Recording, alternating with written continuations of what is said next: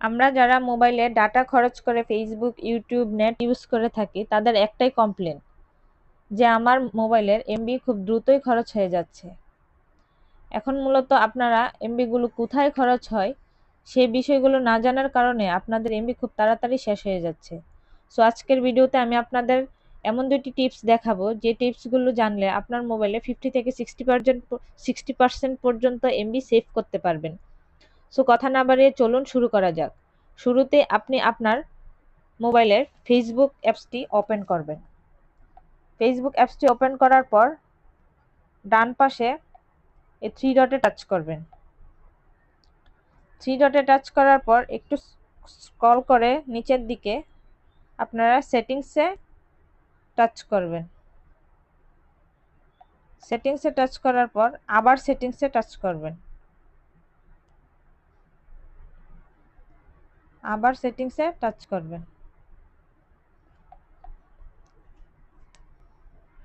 এখানে সেটিংসে আসার পর আপনারা একটু স্ক্রল করে নিচের দিকে মিডিয়া নামে একটা অপশন আছে, এখানে টাচ করবেন। মিডিয়াতে টাচ করার পর এখানে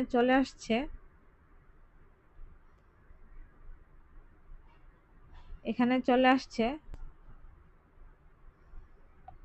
on mobile data and wifi, on wifi only, never autoplay videos. এখানে আপনারা on mobile data and wifi, mobile দিয়ে যে ডাটা ইউজ করেন সেটাতে টিকমার্ক দেওয়া আছে। এখানে আমরা নেভার অটোপ্লে ভিডিও, আমরা এখানে নেভার অটোপ্লে ভিডিওটা অন করে দিব। তাহলে আমাদের ফেসবুকে যে ভিডিওগুলো সামনে আসবে সেগুলা অটোপ্লে হবে না। এভাবে আপনারা নেভার অটোপ্লে ভিডিওটা অন করে রাখলে আপনাদের মোবাইলে ফেসবুকে এত ডাটা খরচ হবে না। তাতে আপনারা অনেক ডাটা সেভ করতে পারবেন। তারপর দ্বিতীয় টিপসটি হচ্ছে অটো আপডেট। সেই জন্য অটো আপডেট বন্ধ করা। অটো আপডেট বন্ধ করার জন্য আপনারা প্রথমে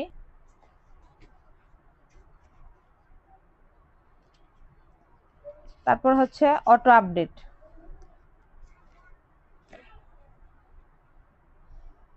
তারপরে দ্বিতীয় টিপস হচ্ছে অটো আপডেট।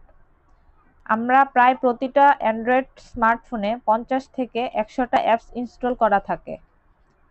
যখন একটা অ্যাপস ইনস্টল করা হয় তখন দেখা যায় সেটা 20 থেকে 15 জিবির মধ্যে থাকে।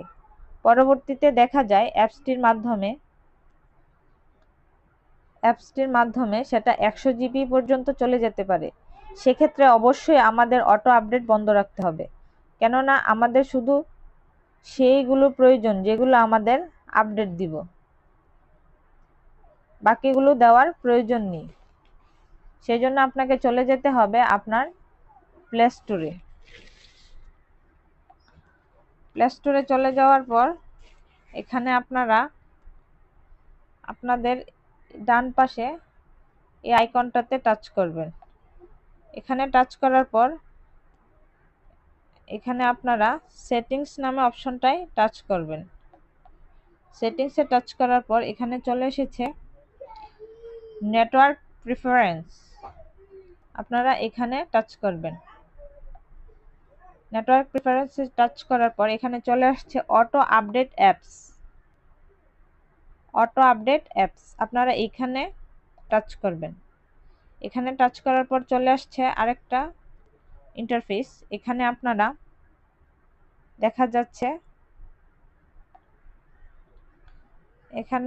দেখা যাচ্ছে update over wifi only.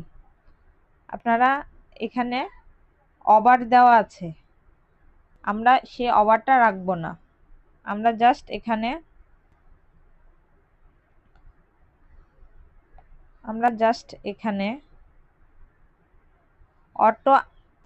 Don't auto update apps এটাতে টাচ করে দিব।